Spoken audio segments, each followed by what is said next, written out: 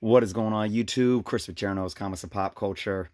It is late night right now, and I decided to come out here and make you all a video showing off a short box of my variants. I was inspired by many YouTubers out there right now, such as Alex the Comic Hoarder and Metarog, that were doing a top 50 variant challenge or tag video. And I don't really have a top 50 or anything like that, but I do have a short box of some stuff that I'm gonna go ahead and show you guys. And I got my good homie here, Yoda, that's gonna help show off these books with us today.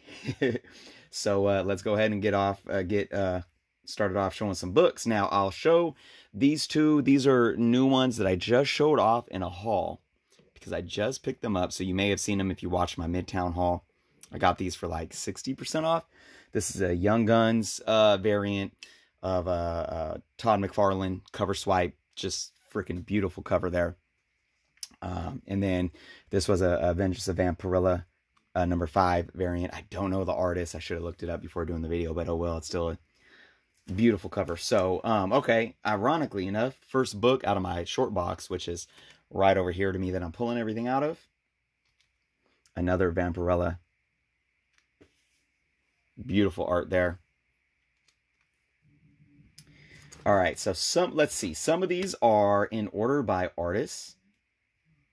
We got Joshua Middleton, Batgirl 27. I love what he did with the Batgirl variants. There's 28. 29. Some of them I have in the actual Batgirl run for in my DC box. So this isn't all of them. This is probably one of my favorites. Number 30. And he also did some Aquaman. There's number 40. Really nice cover right there. All right, this is Justice Alex Ross cover. Now, I believe it was Alex, the comic hoarder, that was showing off some of his Justice covers. And just what Alex Ross did with these is just amazing. And this is probably one of my favorite Alex Ross covers of all time. And of course, Alex Ross is one of my favorite artists. So some of these aren't variants that you may be seeing, but they are specific to the artist, like this Alex Ross cover of Immortal Hulk 25. And then we also have an Alex Garner JSA number 69. Another one of my favorite modern artists. Definitely some similarities to Alex Ross, and funny that they're both Alexes. All right, we got some Mark Brooks variants. There's Astonishing X-Men number 1. Psylocke, one of my favorite X-Men. And we got a Mark Brooks Amazing Spider-Man Renew Your Vows number 1 Midtown Comics exclusive.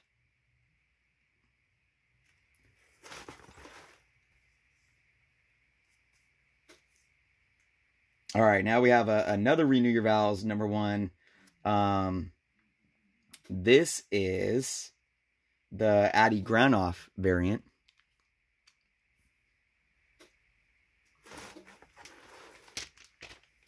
And then we have some more Addie. There's Infinity Countdown number 1. I love that cover. Love it so much I have to. And then he did number 2 as well. Number 1's my favorite. There's number 3. And number 4. And lastly, number 5. Get those out of the way. All right, now we're getting into some Artgerm. Beautiful. This is probably one of my favorite Artgerm covers.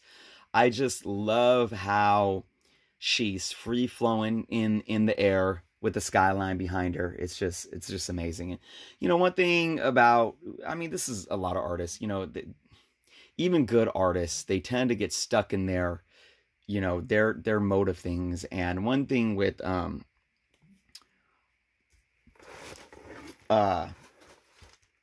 my gosh, I'm drawing a blank here. One thing with Artgerm is that I love him, but sometimes his face, his female face, looks too similar, and it gets kind of tiring. But I think he did a good job with this. And another one that I think he did a good job with, and I have to give this credit to whoever did the color on this one as well, is the Peter Parker Spectacular Spider-Man #1 variant.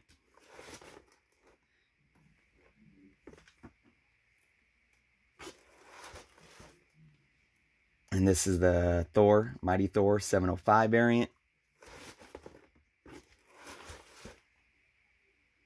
And then Catwoman #1 variant. Another, probably, just definitely my top favorites. Artgerm covers right there. And here's #2.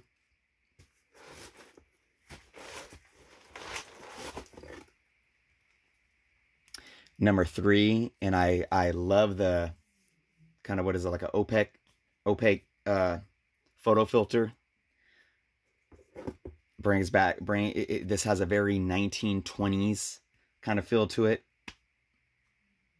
Here's #4. Another just amazing. This one is just mind-blowing. This might be actually my #1 for sure. Just Catwoman #5. And same with Catwoman. I have some of them in the run, some of them in this box. Here's #10.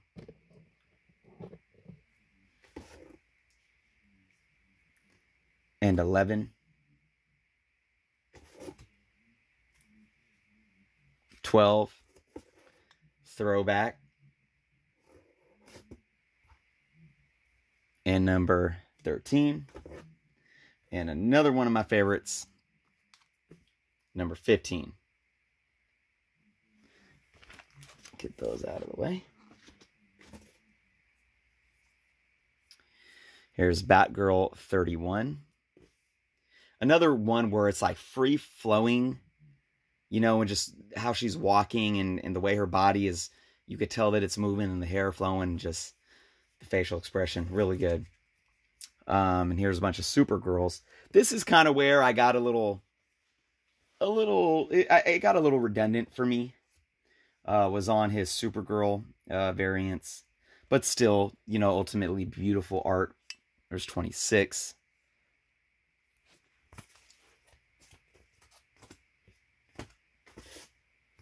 There's a Phoenix Resurrection.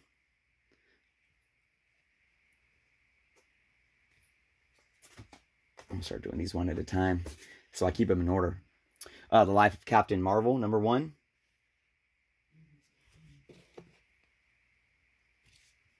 Oh, I got 2 of those. There's another copy. This is another beautiful one. Black Panther #1, the variant. I believe I am giving this issue away. Not this one. I have another copy in my contest, which I really should be getting to that video probably by the end of this weekend. I still got to get my pinpoints together. I've been slacking. Robotech #1.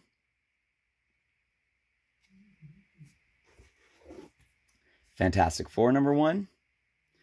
Obviously, I have a lot of Artgerm. Mira #1. Black Cat #1.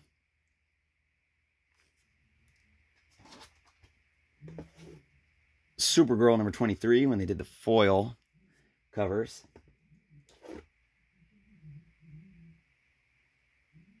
Amazing Mary Jane #1.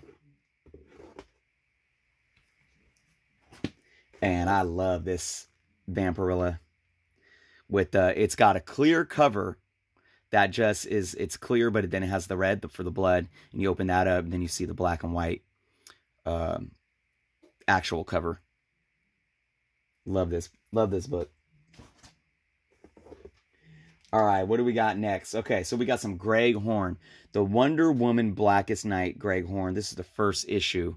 I've been trying to get 2 and 3 for a while with no luck. But just another brilliant cover. Here's some older Greg Horn.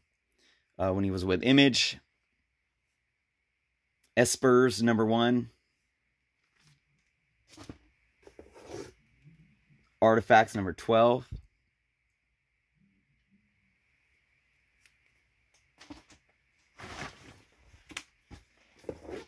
Shadow Reavers, #5.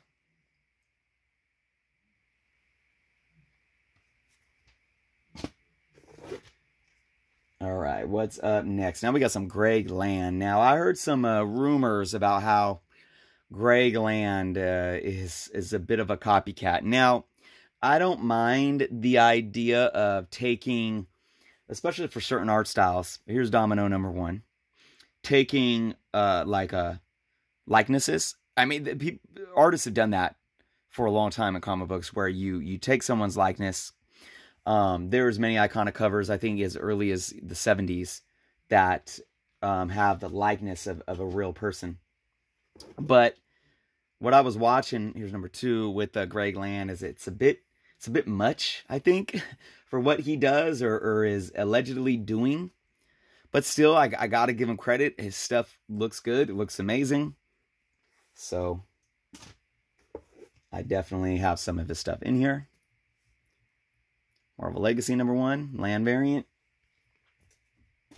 And then, of course, what would a variant video for me be without some Jim Lee? Now, a lot of you probably know that Jim Lee, you know, I am an artist, and as a kid, Jim Lee really, I copied a lot of Jim Lee's work, so he really inspired me. I loved his art when I was a kid. He's what really made me kind of fall in love with Psylocke, too.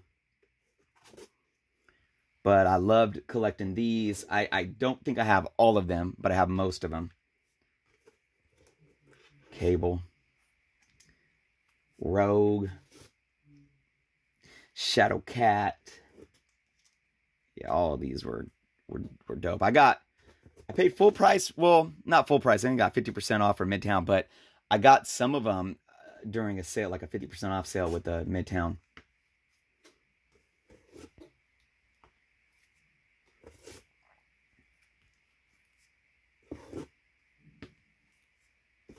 Yeah, I'm missing at least like 3 of them, I think. So those are the ones that I do have. Move those away. All right, what do we got next? Well, you know what? Actually, funny thing is that, what was it, that Justice League? I do believe that was an Alex Ross cover. What am I thinking? Because here's my Alex Garner stuff, and that's when I said Alex Garner and Alex Ross, the two Alex, definitely a lot of similarities. So, even I made a mistake there on, you know, if that was Alex Garner, Alex Ross. These are my Alex Garners. Just beautiful covers. And again, you can see the similarities and how sometimes it is tough to tell them apart. I only have a couple of his in here. I do have a lot more of his stuff in my runs. Okay, so now we got some J. Scott Campbell. And again, credit where credit's due.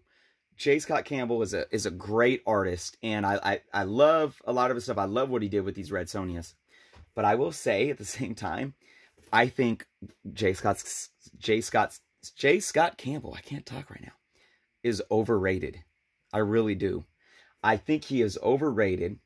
These look exceptional. Like, I think he really kind of changed up the face, because on these first 2 issues, because on issue #3, if you look at it, this is more of his standard face, and I get really tired of how similar every single woman that he draws looks.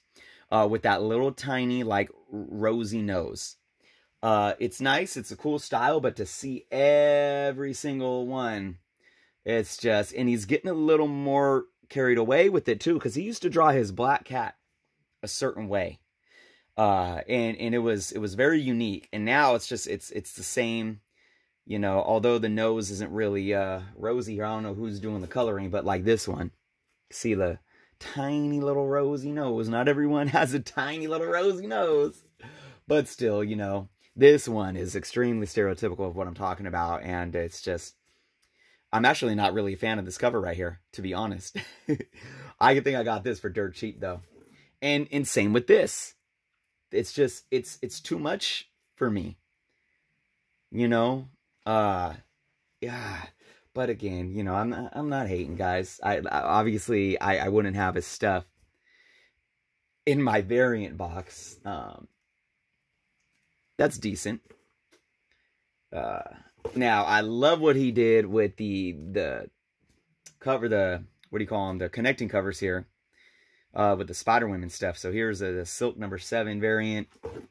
And then we have the Spider-Woman Alpha, and that connects right there. And then you had Spider-Woman #6. Where is that? That's right here. I'll just throw it down here, though. And then the Spider-Gwen. I love this Spider-Gwen cover.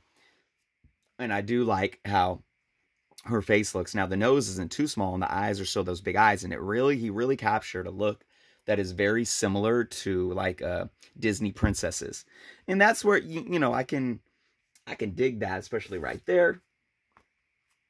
There's the X-Men Wedding Special #1. And I do have one of these, I believe, in my giveaway package. I actually really like what he did with this cover. The Weapon H #6 variant. And we got Venom #8. X-Men Black #1, Emma Frost. Hero 2011. What do we got here? Avengers #24 Point Now, Midtown exclusive. And a J. Scott Campbell that isn't a woman on the cover. Spider-Man, and I love how he draws the Spider-Man. I really do. So, much love to J. Scott Campbell, but sometimes, like I was saying, with you know, he's not the only one. Sometimes it gets a little redundant, you know? But that's okay. Artists have their styles. It's just like, what's his name? Tarantino movies.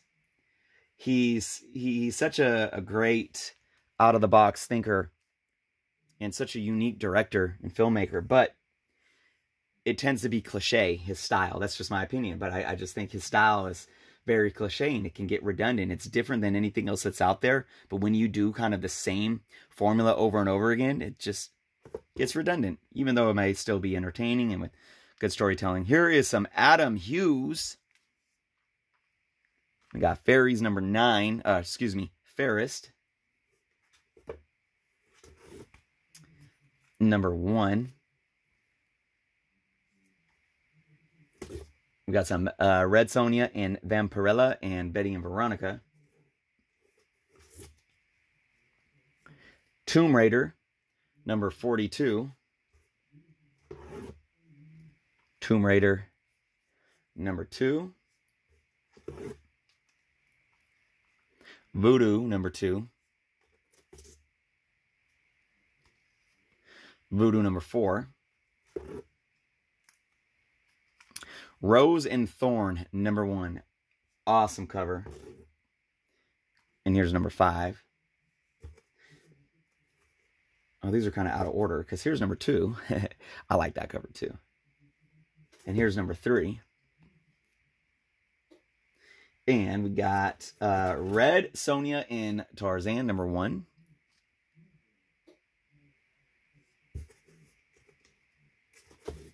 Barbed Wire. And I actually don't know what number that is. Now we got some Invisible Woman #1. And funny, as in J. Scott Campbell, we do have some covers that have some guys on them. There's Cat, Adam Hughes variant, and then some Superman that Adam Hughes was doing. Oh, that's #1, and then this is #2. Some good old Adam Hughes stuff. And again, that's not all my Adam Hughes stuff. A lot of my stuff is in the actual runs. Now, here's Jenny Friesen, Lois Lane #1, and I have all of her Wonder Woman variants in my Wonder Woman box. But I wanted to throw that one in here.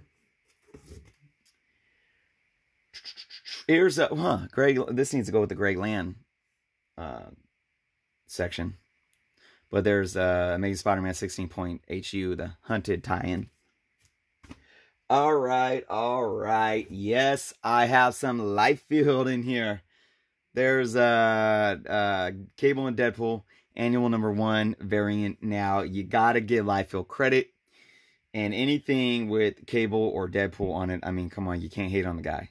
Cannot hate on the guy. These are his babies. And, you know, I always talk about how it's really hard for new characters to break through, you know, and have longevity and have that kind of iconic symbolism that a lot of the Golden Age, Silver Age characters do. But these two guys have really broke that mold, especially Deadpool, obviously. And, you know, much credit due. All right, we got Crisis, Final Crisis, #3, J.G. Jones. Now, this guy is something special, too, and I have more of his stuff, but just not in here. But this was an extra copy that I had of this book, because I have the whole run together, but I had to keep this one in here just because I love his art. And I think he's not talked about as much as he should be. J.G. Jones. All right, we got some awesome Steranko. There's a Steve Rogers Captain America variant #1. Then we got Civil War II #7.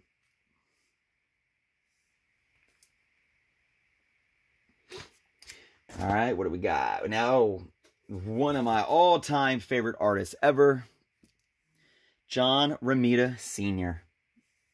Yes, indeed. I put him probably up there at #1 for me. And another one that's high up there, George Perez. Love his Wonder Woman run. I have his whole run. An artist that I have grown to hate, but I still have him in there, John Romita Jr. And I always say that Titans Hunt #7. John Romita Jr. was a standout artist in the late 70s and early 80s, in my opinion. And he still had kind of this kind of laid-back style, but it wasn't as bad as it is now. Justice League #50, and hey, I mean, a lot of people like it still, but I really don't.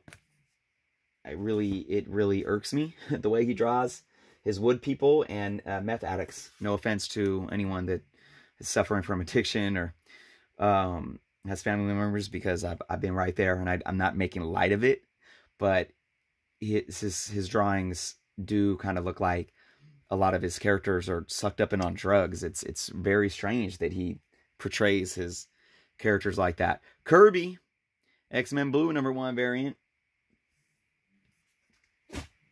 Now, these are sweet because, okay, Sword Quest variant. Here's #1. This is the Atari 2600 variant. For those that don't know, okay, these are what the games used to look like, okay? So you would have the cartridge was a black cartridge. Oh, man, if I had, you know, I don't have, I still have Atari games, guys. I don't have any right here. But, you know, and this was the sticker that was on it, you know, and it would wrap around the top, and you'd see the title on the wraparound. And this was my first video game console, Atari 2600. I remember when I was 5 years old, it was the Christmas present under the tree from Santa, and we got Moon Patrol and Miss Pac-Man. And I remember hooking it up and playing those games, playing Moon Patrol, playing Miss Pac-Man that Christmas morning, and that is a magical memory that I will never forget. Ever. Here is another one, issue #1, that's a Atari 2600 variant.